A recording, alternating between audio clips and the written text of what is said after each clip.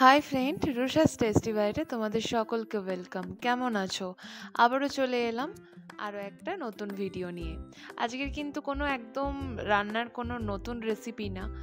আজকে হচ্ছে একটা পছন্দের ভাতের থালি বলতে পারো। আমার খুব পছন্দের একটা ভাতের থালি।